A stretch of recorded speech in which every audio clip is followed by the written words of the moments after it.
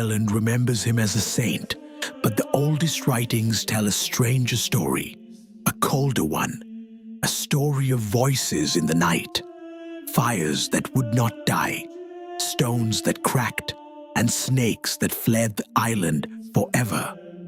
This is not the St. Patrick of parades and green.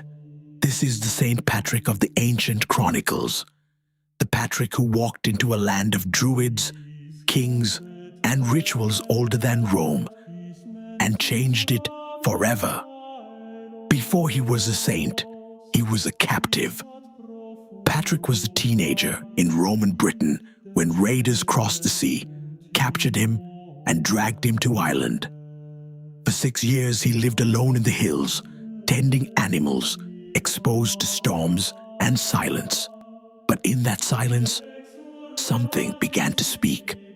Patrick wrote that one night he heard a voice, not imagined, not dreamed, a voice calling him by name. It told him to rise, to flee, to walk more than 200 miles to a ship that would take him home. He obeyed, and when he reached the coast, the ship was waiting. Years later, the voice returned, this time with a message that made no sense. Go back. Back to the land where he had been enslaved, back to the people who had taken him. And he went. When Patrick stepped onto Irish soil again, he wasn't the same man. He had become something else, a figure of conviction, discipline, and unshakable purpose. Ireland was a land of kings, druids, sacred fires, and ancient rituals. Patrick walked straight into it.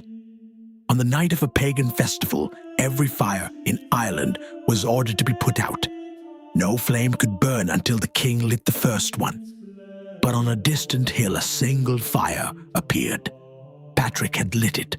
The king sent soldiers to extinguish it. But the chronicles say the fire only grew stronger. No matter what they did, it would not die. The druids warned the king, if that flame is not stopped, it will burn forever. And in a way, it did. The legend says Patrick drove the snakes out of Ireland, but Ireland never had snakes. So what did the story mean? To the early monks, the snakes were not animals. They were symbols of darkness, of old forces, of spiritual opposition. When Patrick prayed on the mountain, the stories say the snakes began to move, as if driven by a single command. They fled into the sea, and Ireland was never the same.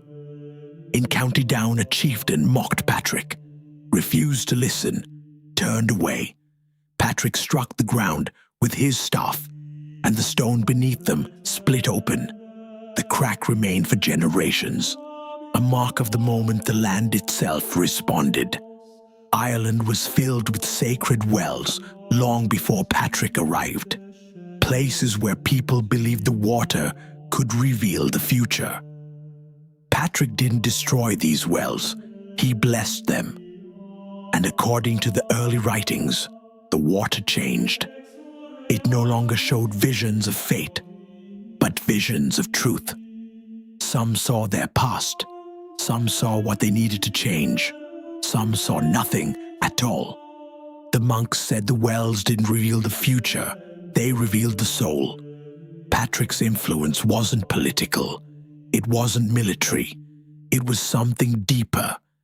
He reshaped Ireland's spiritual landscape. He transformed ancient symbols into new ones. He left stories that blurred the line between miracle and myth, between history and mystery.